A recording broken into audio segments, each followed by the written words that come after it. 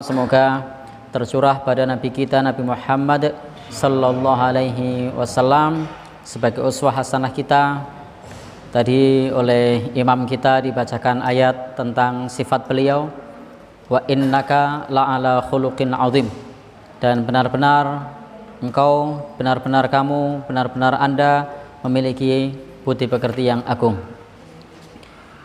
Ayat ini ditujukan kepada Nabi sallallahu alaihi wasallam.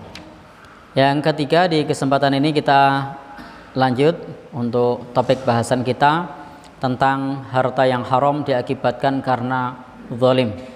Kemarin sudah kita sampaikan bahwa kaidah di dalam transaksi muamalah, kaidah di dalam mencari harta itu al-aslu madama laisa fihi dzulmun wala ghururun. Selama tidak ada kezaliman, tidak ada gharar, tidak ada riba, madama laisa fihi dzulmun wala ghararun wala riba fal aslus sihah, maka asalnya itu adalah sah. Jadi selama tidak ada, yang pertama tidak ada kezaliman, yang kedua tidak ada gharar, yang ketiga tidak ada riba, maka selama dalam transaksi tersebut tidak ada ketiganya itu, tidak ada zalim, tidak ada gharar, tidak ada riba, maka hal tersebut hukumnya adalah sah. Maka jangan sampai ketika kita melakukan transaksi menzalimi orang lain atau menzalimi saudaranya. Kemarin sudah kita bacakan satu hadis Nabi, salah satu fadilah pedagang yang jujur, seorang niagawan yang jujur itu adalah at-tajirus shaduqul amin ma'an nabiyyin wasiddiqin wasyuhada, bahwa pedagang yang jujur bersama dengan mereka, bersama dengan para nabi, para siddiqin dan para syuhada. Ini salah satu fadilah keutamaan kalau menjadi pedagang yang jujur. Fa in shadaqa wa bayyana burika lahuma fi bai'ihima. Jadi kalau pedagang itu jujur dan menjelaskan cacat barangnya, maka keduanya diberkahi oleh Allah Subhanahu wa taala. Tetapi wa in kadzaba, jika dia berdusta, wakatama, dan dia menyembunyikan cacat barangnya, muhiqat barakatu bai'ihima, maka akan terhapus berkah dari keduanya. Ini bukan persoalan yang sepele, karena ini sampai terkait dengan masalah keberkahan dan juga kehalalan dari barang yang dijual atau pendapatan yang didapatkan dari penjualan tersebut karena ada kedustaan, karena ada kebohongan. Bapak dan Ibu, maka Nabi menyebutkan al-muslimu akhul muslim, seorang muslim itu saudara muslim lainnya. Wala yahillu li muslimin, dan tidak halal bagi seorang muslim. Jadi Nabi mengatakan tidak halal bagi seorang muslim ba'a min akhihi bai'an, ini tidak halal bagi seorang muslim menjual suatu barang. Jadi tidak halal bagi seorang muslim menjual suatu barang fihi aibun, yang barangnya tersebut terdapat cacat, illa bayyanahu, kecuali menjelaskannya. Jadi Nabi mengatakan tidak halal bagi seorang muslim yang menjual barang dagangan sementara barang tersebut ada cacatnya tetapi tidak menjelaskan cacatnya. Ini satu peringatan dari Nabi Shallallahu alaihi wasallam bagi kita agar kita mau bersikap jujur di dalam berdagang, dan kalau ada cacatnya maka cacatnya dijelaskan. Jadi cacatnya dijelaskan. Masih ingat di kesempatan yang lalu kita bacakan satu hadis Nabi pada saat beliau masuk ke pasar. Hadis ini disampaikan dari sahabat Abu Hurairah. Rasulullah Shallallahu alaihi wasallam masuk ke pasar.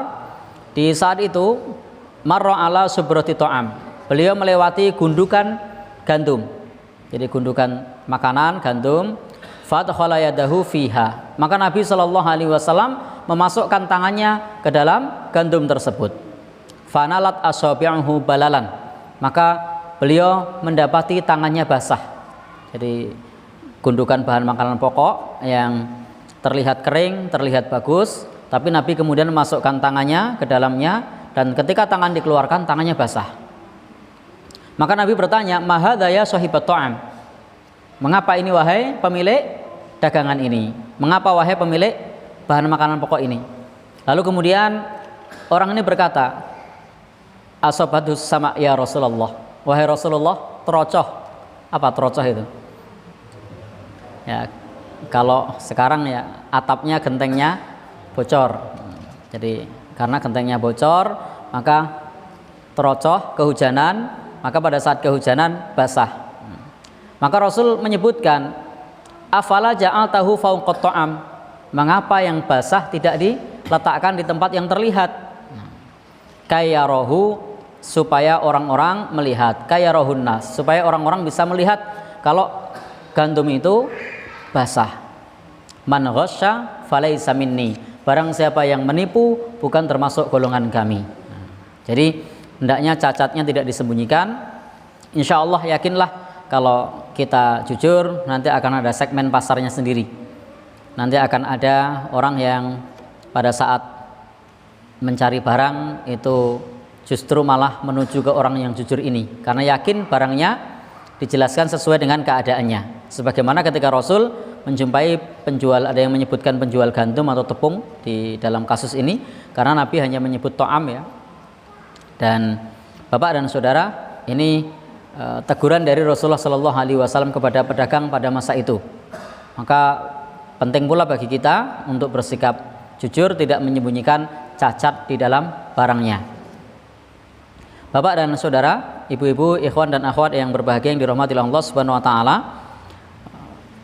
kita sudah berulang kali menceritakan bagaimana Abu Sa'id Al-Khudrimi, ulama madhab Hanafi, yang bercerita meriwayatkan bahwa Imam Abu Hanifah suatu saat mengirim dagangan. Apa dagangannya?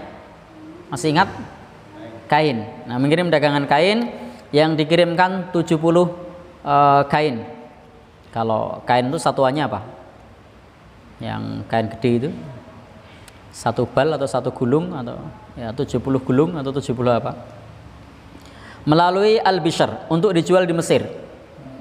Dan beliau menulis surat bahwa kain yang telah diberi tanda terdapat cacat dan memintanya untuk menjelaskan cacat tersebut kepada calon pembeli. Jadi ada 70, salah satu dari 70 tersebut ada cacatnya. Dan beliau berpesan, apa pesannya? Pesannya adalah untuk menjelaskan salah satu kain tersebut terdapat cacat. Ternyata setelah kembali ke Irak, sepulang dari Mesir, Al-Bishr kemudian menyerahkan uang hasil penjualan kepada Imam Abu Hanifah sebanyak 3.000 keping uang dinar, atau setara kurang lebih 12,75 kg emas. Ini kira-kira kalau sekarang berapa juta, berapa miliar ini? 12,75 gram, 75 kg emas, ya 12, hampir 13 kg emas. Nah, karena banyaknya ini, barangkali kalau kita saking senengnya sampai lupa. Tetapi ternyata beliau ingat. Imam Abu Hanifah kemudian menanyakan kepada Al-Bishr, apakah satu kain yang cacat? Ia jelaskan cacatnya kepada pembeli saat dijual. Maka Al-Bishr mengatakan, aku lupa. Ternyata Al-Bishr yang diutus oleh Imam Abu Hanifah itu lupa bahwasanya barangnya itu terdapat cacat. Maka kemudian beliau, Imam Abu Hanifah, memerintahkan kepada Al-Bishr untuk kemudian membagikan seluruh hasilnya. Berapa tadi hasilnya? 12 kg emas lebih, karena komanya 75. 13 kg kurang sedikit, dibagikan semua, disedekahkan semua, karena salah satu dari kain tersebut terdapat cacat dan tidak dijelaskan. Ini diantara bentuk kehati-hatian seorang ulama besar. Baik, Bapak dan Ibu, ikhwan dan akhwat yang berbahagia yang dirahmati Allah Subhanahu wa taala. Di sini kalau cacat itu tidak disampaikan, maka termasuk ghish, termasuk curang atau termasuk menipu. Maka dalam Islam tidak boleh di dalam jual beli itu melakukan penipuan. Jadi tidak boleh melakukan penipuan, termasuk tadi dengan cara menutupi cacat sehingga barang terjual dengan harga yang barang bagus, padahal barangnya adalah barang yang tidak baik. Maka ini termasuk bentuk penipuan, kitmanul aib, menyembunyikan cacat. Maka sangat bagus kalau misalnya seorang penjual, saya menjumpai ini banyak di toko ban yang saya jumpai, itu ada ban kualitas 1, ada ban kualitas 2, ban kualitas 3, itu ada. Ternyata memang dipisah antara yang bagus yang cacat sedikit, yang cacat parah. Dan ternyata meskipun yang cacat parah itu tetap dikasih tahu kalau ini kualitas bagus, ini KW1, KW2, ternyata yang KW pun banyak yang beli. Yang cacatnya sedikit, cacatnya banyak pun banyak yang beli. Bahkan saya menyaksikan sendiri ketika saya lagi nambal ban, ada orang pula yang kebanan bannya sobek. Ternyata yang ditanyakan bukan ban yang bagus, Pak, ada ban bekas enggak? Jadi ban bekas pun ada yang tanya, maka tidak perlu khawatir rezekinya tertutup ketika menjelaskan barangnya. Buktinya di tukang tambal ban, ban yang sudah bekas saja masih laku dan ada yang menanyakan. Nah, Bapak dan Saudara, ikhwan dan akhwat yang berbahagia yang dirahmati Allah Subhanahu wa taala. Nah, di bab ini sekarang kita akan membahas tentang terkait di antara yang termasuk menipu adalah bai' al-mustarsil atau pembeli yang lugu. Jadi ada kalanya pembeli ini polos. Jadi yang beli itu polos sehingga dia tertipu. Karena pembelinya tidak tahu apa-apa, maka dia tidak cakap dalam menawar barang, sehingga berapapun yang ditawarkannya dia tidak menawar dan dia beli. Maka sehingga dia menjadi pembeli yang tertipu. Begitu dia pulang bawa barangnya, dia cerita sama kawannya, saya baru beli elektronik, harganya berapa? Mereknya X, harganya 300.000 misalnya. Wah, kemahalan kamu, saya kemarin beli cuma 100.000. Maka ini pembeli ini statusnya adalah pembeli yang tertipu, pembeli yang lugu karena terlalu polos sehingga dia tertipu. Ada orang yang jual spring bed, kemudian jual spring bed tersebut dia mengatakan berapa ini harganya, 2 juta, langsung dia bayar. Ternyata kualitas yang sama di toko sebelah harganya cuma 1 juta. Maka ini tertipu. Baik, Bapak dan Saudara yang berbahagia yang dirahmati Allah, jika pembeli tahu harga pasar namun rela dengan harga yang ditawarkan oleh penjual dengan berbagai pertimbangan hukum jual beli, maka ini tidak mengapa. Jadi kalau terjadi tawar menawar dan dia tahu harga pasar dan dia rela, itu tidak ada masalah. Contoh misalnya saya ketemu dengan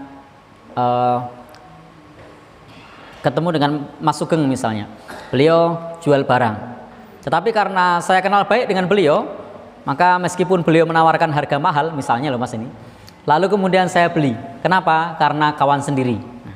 Maka ini tidak ada masalah. Atau kepada orang yang jual ini diketahui seorang ibu yang sudah tua renta dan dia menawarkan barang mahal, padahal tahu di toko sebelah harganya murah, lalu kemudian kita tetap membeli. Nah, maka ini tidak mengapa, karena ini ada kerelaan. Berbeda dengan pembeli yang polos, yang lugu, yang tidak tahu apa-apa, lalu kemudian dia menawarkan harga di luar kewajaran. Seperti seorang pendatang yang datang ke Malioboro, lalu kemudian di sana pada saat makan karena tidak tahu harga, biasa di luar Jawa harganya mahal, lalu kemudian dia pada saat jual beli memberikan harga yang di luar batas kewajaran. Pembelinya juga tidak nawar, maka ini termasuk pembeli yang lugu yang sejatinya dia tertipu. Baik, meskipun harus kita pahami bahwa di dalam Islam tidak membatasi persentase keuntungan yang boleh diambil. Jadi dalam Islam tidak membatasi persentase keuntungan yang boleh diambil. Patokannya adalah antarodin, saling ridho. Kemudian yang kedua adalah mengikuti harga pasar di situ. Maka selama hal ini masih mengikuti harga pasar dan saling ridho, itu tidak mengapa meskipun dalam mengambil keuntungan tersebut sampai 100%, itu boleh. Jadi meskipun mengambil keuntungannya sampai 100%, jual dari harga 10.000 dijual 20.000, boleh, tidak ada masalah. Loh, tadi tidak boleh, itu ketika menyelisih harga pasar, maka itu tidak boleh. Kalau memang kulaan di luar harganya biasanya 20.000, sementara di tempat kita biasa dijual 50.000, maka tidak mengapa, karena memang harga pasar di tempat kita 50.000, itu tidak mengapa. Karena di sana ada sesuai dengan harga pasar, masih kompetitif, kemudian meskipun mencapai lebih dari 100% ada saling ridho, tidak ada masalah. Maka yang dipermasalahkan di dalam bab ini tadi adalah karena pembelinya itu tidak tahu apa-apa, dia polos, dia lugu, dan jika dia tahu dia menyesal. Jadi dan jika dia tahu dia menyesal. Berbeda dengan harga pasar. Meskipun dia tahu, wah ini di Jawa Timur harganya cuman, misalnya di Jawa Timur harganya cuma 20.000, tapi di sini 50.000, tidak mengapa, karena dia tidak mau repot-repot ke Jawa Timur. Harga di sini memang 50.000, itu tidak ada masalah. Baik, Bapak dan Saudara yang berbahagia yang dirahmati Allah Subhanahu wa taala, seperti orang di tempat kita jual beli air Zam-Zam. Kok harganya di sini sama di Timur Tengah beda? Ya tidak mengapa, karena memang ada ongkos yang cukup jauh dan seterusnya. Bahkan keuntungannya berapa kali lipat tuh kalau dihitung dari harga dasarnya. Padahal ada pertimbangan lain, karena langka barangnya itu juga menjadi pertimbangan. Kemudian juga transportasi dan seterusnya. Baik, seperti dalam kasus Urwah Al-Bariki. Jadi dulu ada sahabat Nabi namanya Urwah Al-Bariki. Urwah Al-Bariki, semoga Allah meridhoinya, itu sahabat Nabi SAW yang piawai dalam berdagang. Rasul memberikan 1 dinar. Jadi Rasul berikan 1 dinar kepada Urwah Al-Bariki untuk membelikan seekor kambing untuk Nabi. Jadi Nabi meminta tolong kepada Urwah Al-Bariki, sahabatnya, untuk beli seekor kambing. Maka kemudian Urwah Al-Bariki datang ke pasar, ke para pedagang. Apa yang dilakukan? Maka pada saat itu Bapak dan Saudara yang berbahagia yang dirahmati Allah Subhanahu wa taala, dia mendatangi orang tersebut dan membeli 2 ekor kambing. Jadi yang 1 dinar pada saat itu biasanya dapat 1 kambing. Urwah Al-Bariki piawai dari dalam menawar. Jadi ada tawar menawar di situ. Maka kemudian yang mestinya hanya dapat 1 kambing, dia bisa dapat 2 ekor kambing. Jadi dia dapat 2 ekor kambing. Padahal uangnya hanya 1 dinar. 1 dinar itu setara dengan 4/4 gram emas. Dan beliau bisa dapat 2 ekor kambing. Pada saat dapat 2 ekor kambing, tanpa seizin dari Nabi Shallallahu Alaihi Wasallam, maka seekor kambing itu dijual lagi, sehingga dapat uang 1 dinar lagi. Jadi saya ulangi ya ceritanya. Urwah Al-Bariki diutus Rasulullah membawa uang 1 dinar. Sesampainya di pasar, ternyata 1 dinar ini tidak untuk beli 1 kambing, tapi malah dapat 2 ekor kambing.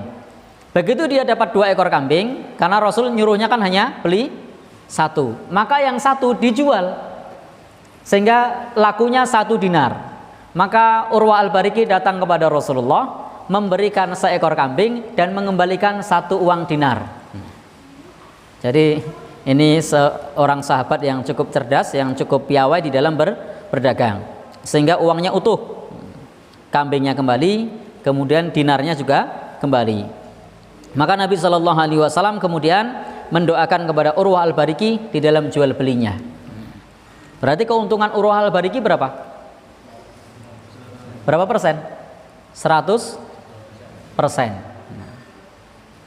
Bapak dan Saudara yang berbahagia yang dirahmati Allah Subhanahu wa taala, ini menunjukkan boleh mengambil keuntungan 100% selama di sana ada tawar menawar, bukan pembeli yang polos.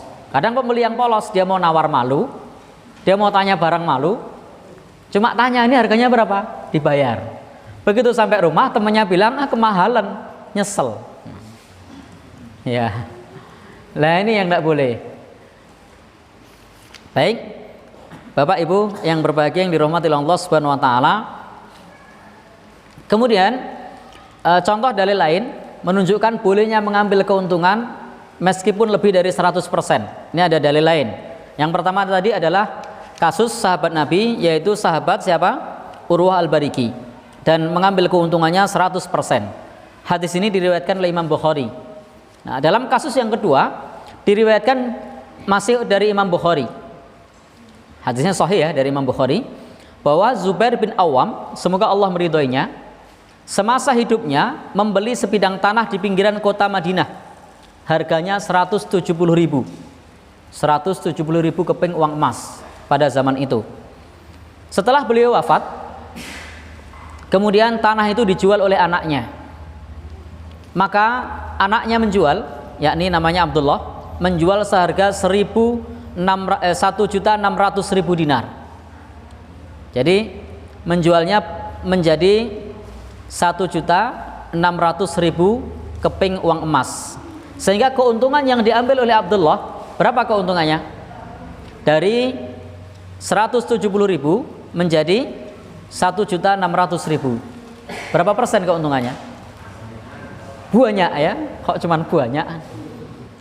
Ini kalau misalnya dijual 1.700.000 dinar, berarti 1.000%. Padahal ini baru 1.600.000 dinar, berarti hampir 1.000%. Ini mengambil keuntungan hampir 1.000%. Boleh enggak? Boleh. Ini terjadi di zaman Nabi. Dan ini Bapak dan saudara yang berbahagia yang dirahmati Allah Subhanahu wa taala, kita perlu memahami meskipun Islam tidak membatasi di dalam mengambil keuntungan tersebut dengan melihat kepada tadi angtarodin, saling ridho, kemudian adanya tawar-menawar di situ, tetapi mengambil keuntungan yang sedikit insya Allah lebih berkah bagi pedagang. Jadi mengambil keuntungan yang tidak banyak insya Allah ada keberkahan bagi pedagang. Karena ketika orang jual beli tanah itu kadang pertimbangannya bukan cuma luas tanah, sehingga bisa jadi meskipun tadinya belinya murah, jadi belinya tadinya murah, tanah berbukit begitu, lalu dengan sabar diratakan, lalu kemudian dikasih jalan, lalu dikasih pelang dijual, harganya bisa naik 10 kali lipat. Maka itu tidak ada masalah. Maka dia kemudian tawar menawar. Barangkali yang jual tadi dijual dengan harga murah karena memang tidak butuh, tinggalnya sudah di kota, punya tanah di desa, dijual murah. Sementara ada orang sudah tidak punya tempat dan butuh tempat untuk bikin kandang ayam. Kandang ayam di kota boleh enggak? Tidak boleh. Butuhnya memang di desa. Lalu kemudian dibeli dengan harga mahal. Tidak ada masalah. Boleh-boleh saja. Bapak dan saudara, ikhwan dan akhwat yang berbahagia yang dirahmati Allah Subhanahu wa taala, maka ada riwayat dari sahabat Ali bin Abi Thalib, semoga Allah meridhoinya, pada saat menjadi khalifah melakukan pemeriksaan di pasar kota Kufah sambil membawa tongkat. Ini yang dilakukan oleh Khalifah Ali, semoga Allah meridhoinya. Ia berkata, wahai para pedagang, beli dan jualah dengan cara yang benar, niscaya kalian akan selamat. Jangan tolak keuntungan yang sedikit. Jadi sahabat Ali mengatakan jangan tolak keuntungan yang sedikit. Jika kalian tolak, khawatir kalian tidak mendapatkan keuntungan yang besar. Maka Bapak dan saudara yang berbahagia yang dirahmati Allah Subhanahu wa taala, ini menjadi satu peringatan dari sahabat Ali bin Abi Thalib bahwa tidak boleh menolak keuntungan yang sedikit. Artinya kalau sudah untung, maka silahkan barang itu dilepaskan. Tentu keuntungan yang wajar. Bapak dan saudara, ikhwan dan akhwat, ibu-ibu yang berbahagia yang dirahmati Allah Subhanahu wa taala, hal ini juga ditegaskan oleh Majma'ul Fiqhil Islami, Divisi Fikih Organisasi Konferensi Islam, dalam muktamar yang ke-5 di Kuwait. Di sini disebutkan bahwa di dalam jual beli itu ada kaidah yang pertama adalah kaidah angtarodin. Allah Subhanahu wa taala berfirman dalam surah An-Nisa ayat 29. Ya ayyuhalladzina amanu la ta'kulu amwalakum bainakum bil batil. Wahai orang-orang yang beriman, jangan memakan harta di antara kalian dengan cara yang batil. Illa ang takuna tijaratan ang tarotim minkum. Kecuali dengan perdagangan yang saling ridho. Kecuali dengan perdagangan yang saling ridho. Jadi saling ridho kata kuncinya. Maka silahkan mengambil keuntungan dengan catatan saling ridho. Maka boleh kalau beli barang murah dijual dengan harga yang mahal. Kalau memang hal tersebut ada tawar menawar, saling ridho dan tidak menyelisih harga pasar. Kemudian yang kedua, tidak ada batas maksimal persentase laba dari penjualan yang harus ditaati oleh pedagang. Persentase tersebut diserahkan kepada kondisi perniagaan. Jadi harganya itu diserahkan pada kondisi perniagaan. Karena kondisi perniagaan tersebut membuat harga bisa naik atau turun. Di kota dengan di kampung itu bisa berbeda. Sama-sama beli bubur, kalau di tempat kita beli bubur, satu pincuk berapa? 2.000 misalnya kan. Alhamdulillah ini Bantul ini masih cukup, kalau untuk biaya makan sangat murah. Ini mungkin teman-teman yang menyimak secara online mungkin agak kaget, buburnya masih 2.000 di sini. Nah, satu bungkus ya. Baik, bubur di sini 2.000. Lalu kemudian dibawa ke utara sedikit, ke kota Jogja. Buburnya berapa? Berapa, Pak?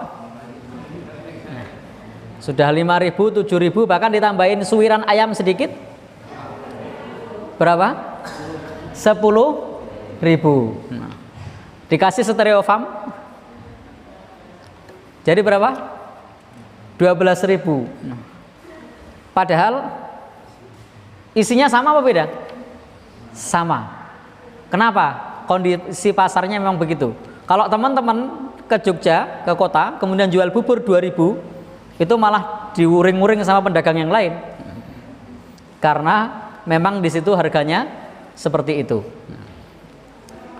Maka kalau ada orang misalnya kulaan bubur di sini 2.000 dijual di sana 10.000 ya tidak masalah. Jadi boleh. Justru kalau ada orang sana jualan di sini 10.000 itu baru masalah.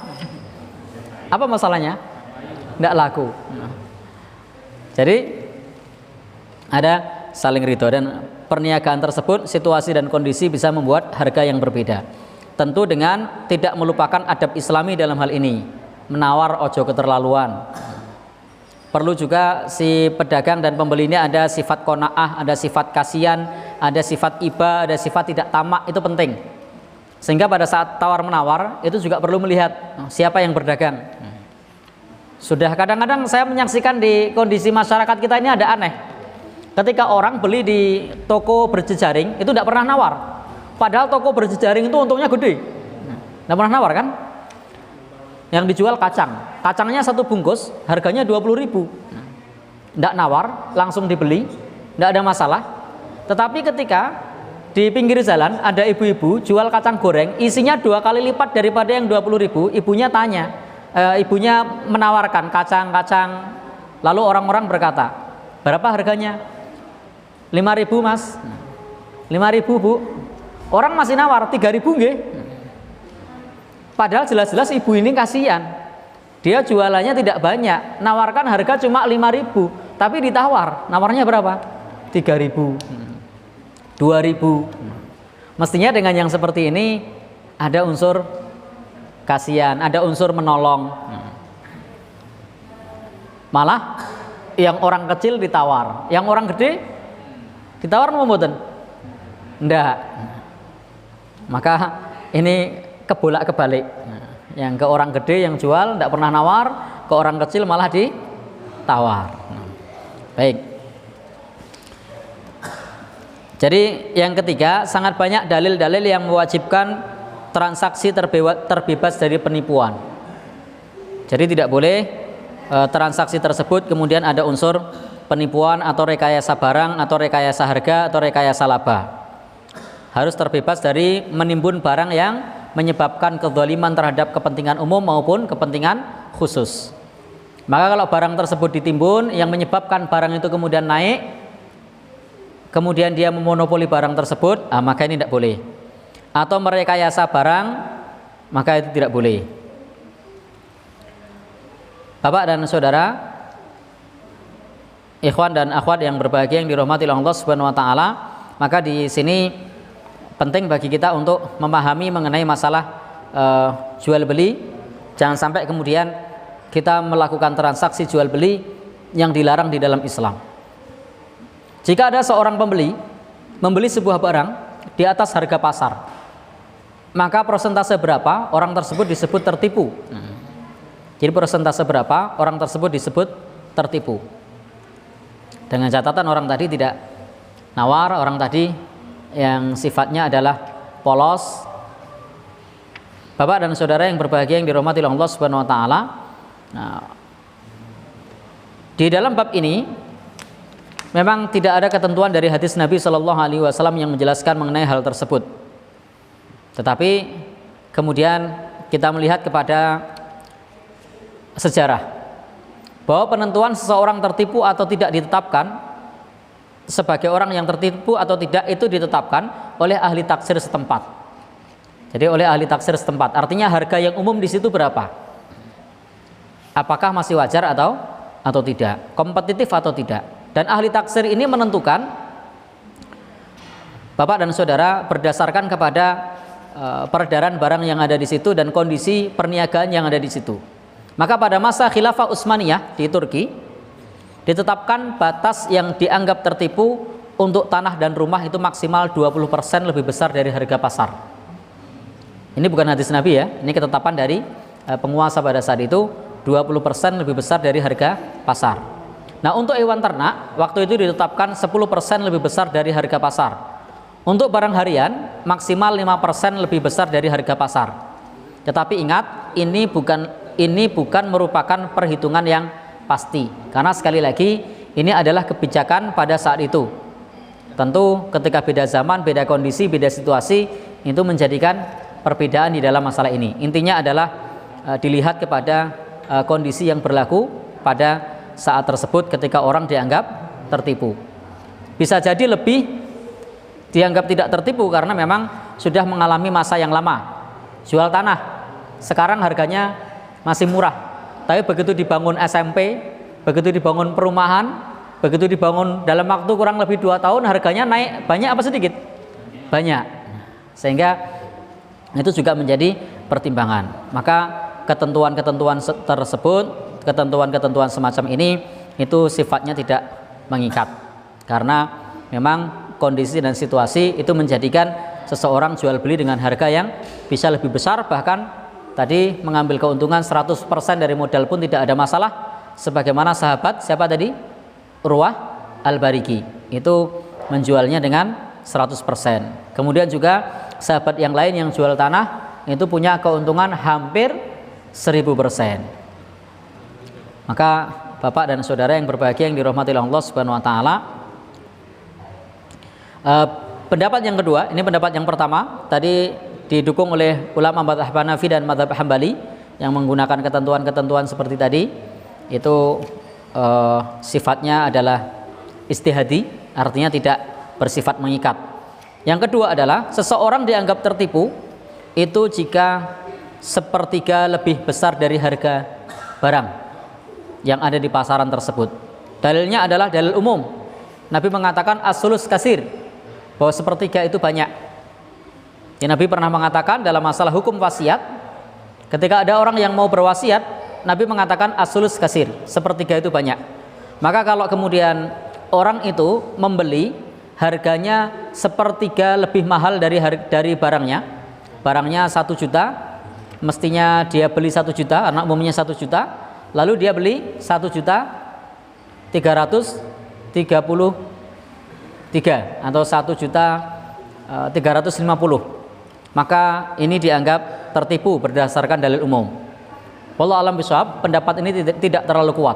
Ya, pendapat ini tidak terlalu kuat karena ini adalah dalil umum. Maka tidak bisa kita menggunakan dalil yang umum, maka harus diserahkan kepada urf, tradisi perniagaan yang berlaku. Jadi diserahkan kepada tradisi perniagaan yang berlaku. Apalagi kalau jual beli yang sifatnya barang tersebut unik. Itu kadang-kadang ukuran mahal dan murahnya itu bukan masalah modalnya, tetapi suka dengan barang tersebut atau tidak. Sebut saja Mas Agus beli seekor burung. Burung ini ketika beli masih kecil dan beli dari orang harganya masih murah. Taruhlah misalnya masih 100.000. Di tempatnya Mas Agus kemudian dirawat dengan baik, ternyata kemudian dijual laku jutaan. Boleh apa enggak? Nah, boleh, tidak ada masalah, karena ukurannya bukan lagi berapa harga barangnya, tapi yang membeli ini suka. Padahal Mas Agus tidak mau jual, saya tidak mau jual ini. Kalau gitu saya beli 500.000, enggak, saya tidak akan jual. 1 juta, saya senang kok dengan burung ini, tidak saya jual. Tapi karena kemudian orangnya bilang 3 juta, Mas Agus, wah pikir-pikir, besok bisa beli lagi nih. Ya sudah, monggo, saya lepas 3 juta. Nah, ya, tidak ada masalah. Karena orang tadi beli karena suka. Bukan berarti Mas Agus mau jual mahal, bukan. Tapi karena memang sangat senang dengan barang tersebut. Mas Agusnya senang, pembelinya juga senang. Baik, Bapak dan saudara yang berbahagia yang dirahmati Allah, maka pendapat yang kuat dikembalikan batas maksimalnya kepada hukum pasar yang berlaku sebagaimana dijelaskan pada bab awal tadi. Sehingga di sini kecuali yang terkait dengan masalah barang bahan makanan pokok. Jadi kalau barang bahan makanan pokok maka itu tidak boleh naik tinggi karena ini bisa membahayakan kehidupan di dalam bermasyarakat. Maka bahan makanan pokok itu naik 5% itu sudah besar. Jadi kalau beras biasanya harganya berapa? 10.000. Lalu dia jual 10.500, yang lain 10.000, itu sudah banyak. Nah, itu sudah banyak. Sehingga kalau untuk bahan makanan pokok memang itu tidak boleh kalau jual dengan harga 200% atau 300%, apalagi pada saat masa orang-orang sedang membutuhkan. Baik, demikian pembahasan kita di kesempatan ini, mudah-mudahan bermanfaat. Pada prinsipnya silahkan kalau mau berdagang, mau berniaga, dan silahkan mau mengambil keuntungan selama saling ridho. Di sana ada tawar-menawar, di sana sudah ada melalui pertimbangan-pertimbangan. Dan hendaknya kalau memang barang tersebut terdapat cacat, maka barang tersebut boleh adanya khiyar aib. Artinya orang yang membeli boleh mengembalikan barang karena barangnya terdapat cacat. Ini saya tidak jadi beli karena barang ini cacat. Beli lampu misalnya, lampu karena di warung mau dicoba pas listriknya mati, lalu dibawa pulang, sampai di rumah ternyata lampunya tidak nyala. Maka kalau dibawa kembali, maka wajib pemilik warung tersebut menerimanya. Bu, ini lampunya tidak nyala ini. Maka wajib menerimanya. Tidak bisa mengatakan barang yang sudah dibeli tidak dapat ditukar atau dikembalikan. Karena jelas barangnya ada aib, tidak bisa dinyalakan. Atau beli termos, ini yang saya pernah alami. Beli termos, termos itu tidak mungkin dicoba. Supermarket mana yang mau nyoba termos? Ada yang nyoba? Tidak ada kan? Maka diberikan hak khiyar, hak untuk memilih. Nanti untuk dikembalikan dalam waktu berapa? Misalnya dalam waktu 24 jam. Ini kalau mengembalikan masih bisa ditukar yang baru. Maka di rumah dicoba.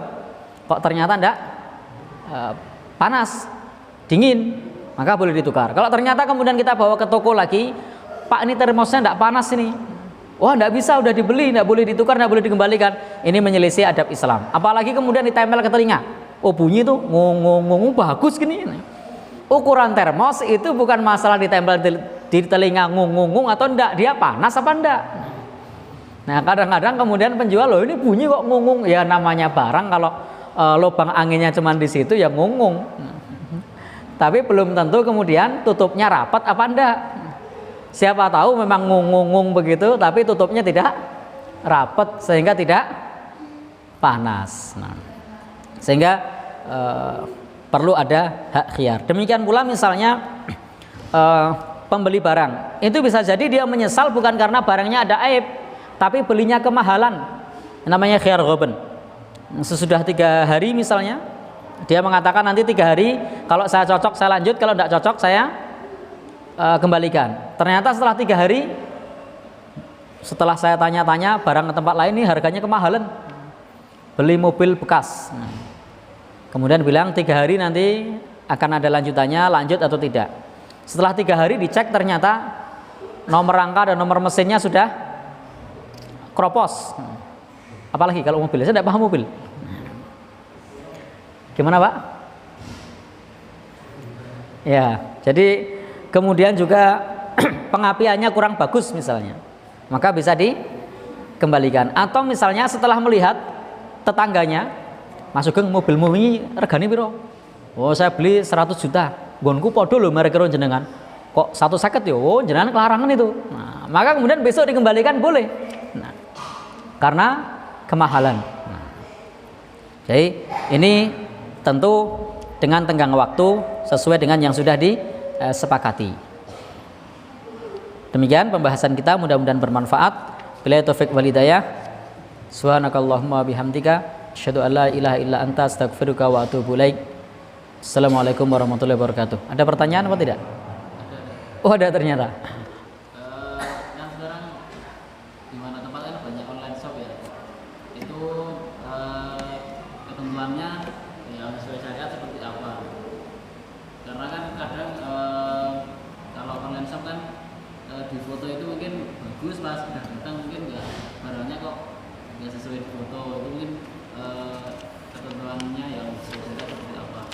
Ya. Mungkin kita jadi reseller itu kita seperti apa ketentuannya. Ya. Terima kasih. Ini ada pertanyaan tentang jual beli online. Baik, tentang jual beli online sebenarnya nanti kita akan ada bahasan tersendiri tentang jual beli online, tapi akan kita sampaikan secara global bahwa dalam jual beli online itu kita harus ini termasuk jual beli dengan sifat. Karena di zaman dulu ketika jual beli itu diantara dengan sifat sapi, umurnya sekian, jantan, bertanduk, gemuk, dan seterusnya. Nah, sementara sekarang itu sifat tersebut bisa dijelaskan diwakili oleh foto. Sehingga ketika kita jual beli menggunakan foto, maka itu namanya jual beli dengan menjelaskan sifatnya itu sama. Kalau di zaman dulu ada jual beli dengan menjelaskan sifatnya. Nah, kalau online dengan fotonya itu sama dengan menjelaskan sifatnya. Tapi fotonya itu bukan katalog, harus foto yang asli. Nah, sekarang biasanya penjual online itu yang difoto adalah katalognya. Apalagi dengan artis yang begitulah. Ketika ya pakai gamis, yang memakai artis gitu kan, yang memakai model, kemudian di tempat yang sedemikian rupa, kameranya kamera jahat, kemudian dengan sedikit gerakan tangan dan melihat ke atas begitu, wah kelihatan indah. Giliran kita yang pakai, wong desa, nong kampung gitu kan, kulit kita juga tidak begitu cerah, lo kok rapodo ya, beda. Jadi beda. Sehingga perlu kalau misalnya dengan sifat ya barang yang asli atau barang yang mewakili, bukan dengan katalog yang sudah melalui editan sedemikian rupa. Sehingga sebenarnya kalau barang tersebut hanya dicantol lewat hanger gitu kan, lalu kemudian difoto mungkin tidak menarik. Barangnya cantol no hanger, difoto itu jual beli online mungkin tidak menarik. Tetapi karena oleh model, kemudian dengan pemandangan yang cukup bagus, acting tangannya juga mungkin actionnya seperti ini atau gimana gitu ya. Ya kan biasanya begitu ya. Nah, sehingga menjadi menarik. Padahal kalau tidak dikasih tangan begini, nah, beli enggak dia kira-kira? Apalagi yang pakai modelnya mungkin agak tua begitu. Kira-kira beli enggak dia? Tempatnya agak surem, kameranya pakai kamera HP saya yang jadul begitu. Sehingga kalau gelap gini enggak kelihatan, kelihatannya cuma hitam gitu. Ya. Sehingga kalau mau jual beli online mencantumkan foto, maka fotonya adalah foto yang asli, kameranya bukan kamera jahat. Nah, karena sekarang ini banyak orang yang tertipu oleh kamera jahat. Jadi yang kamera jahat itu HP apa biasanya? Nah, ya saya tidak mau nyebut soalnya nanti kalau saya nyebut nanti pencemaran nama perusahaan nanti. Jadi HP tertentu itu berbeda dengan HP lain. Kalau HP lain itu asli, kalau HP ini jadi cerah. Nah, atau kamera tertentu itu asli, kamera tertentu itu jadi cerah, atau di pengaturan dibuat cerah, maka itu tidak mewakili barang. Jadi kalau di foto ya foto asli, sehingga orang tidak tertipu. Jual beli sepeda motor, nang fotonya ketok mulus gitu kan, bagus, didatangi jauh-jauh sampai Kulon Progo, tanya-tanya, masuk kemana-mana, begitu lihat barangnya loh kok beda, kameranya jahat. Yang kedua, tadi yang pertama jual beli sifat harus sifatnya sesuai, tidak boleh ada rekayasa. Ini pernah terjadi menimpa tetangga saya. Jadi jual beli bakso. Nah, jadi di jual beli bakso itu bakso 15.000, 50 butir. Wah murah ini, 15.000 50 butir. Di situ ada sendoknya. Nah, kelihatannya wah ini ukurannya sebesar sendok. Begitu beli ternyata 50 butir itu kecil-kecil, sendok yang dipoto itu sendok bayi. Masya Allah. Ya ini ghaben ini. Ini ghish, ini penipuan. Jadi harus real, jangan rekayasa. Yang kedua, barang itu milik sendiri atau barang itu sudah dikuasai. Tidak boleh jual beli online barangnya tidak dikuasai. Biasanya orang jual beli online itu kalau yang dalam tanda kutip tidak paham tentang ilmu syar'i, barangnya belum dikuasai. Cukup modal jalan-jalan ke Malioboro, lalu kemudian foto-foto barang. Atau kalau perlu malah pinjam katalognya teman, lalu dipoto-foto, lalu mengatakan barangnya sudah ready, padahal tidak ada barangnya. Begitu ada orang pesan, dia kelabaan nyari barang. Begitu nyari barang, ternyata barangnya tidak ada, lalu dia menghubungi balik customernya. Maaf bang, yang spek itu sekarang sudah habis. Habis gimana? Kemarin tidak punya, sekarang habis. Itu bukan habis, tapi memang ya tidak ada. Gimana kalau speknya di bawahnya? Oh ya, tidak apa-apa, sudah beli yang di bawahnya.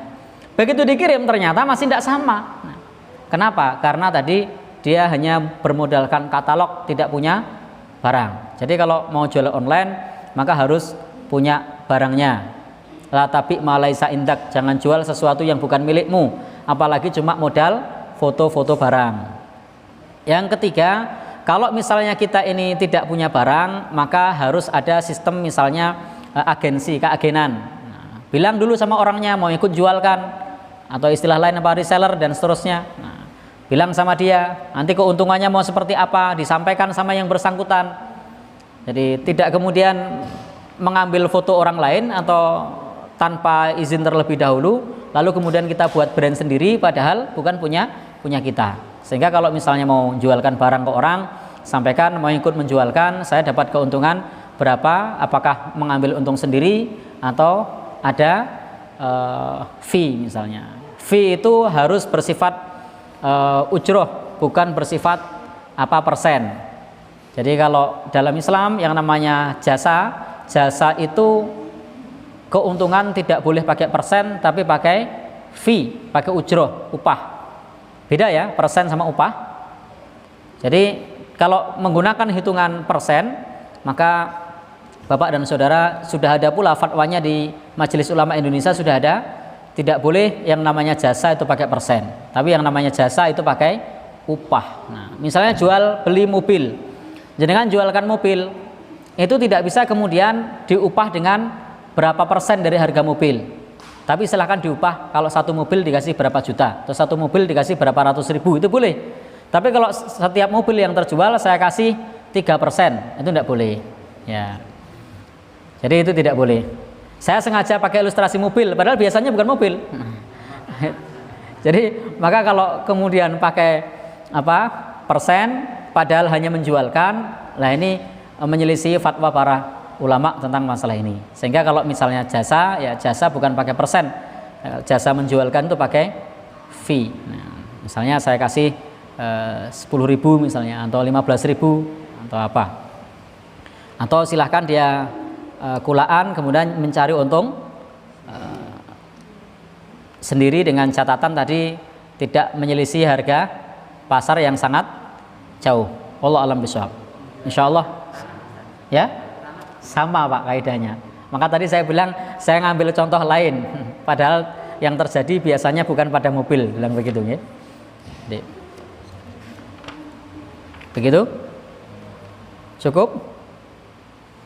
Baik, insyaallah kita lanjutkan di kesempatan yang lain. Mudah-mudahan bermanfaat. Untuk jual beli online masih lama ya. Nanti kita bahas, itu hanya secara garis besar saja. Wallahu a'lam bishawab. Dan tidak semua barang boleh dijual dengan cara jual beli online, karena ada beberapa jual beli yang harus dipersyaratkan yadan biyadin atau kontan, tidak bisa online, apalagi sampai menunggu jasa pengiriman yang lama. Wallahu a'lam bishawab. Assalamualaikum warahmatullahi wabarakatuh.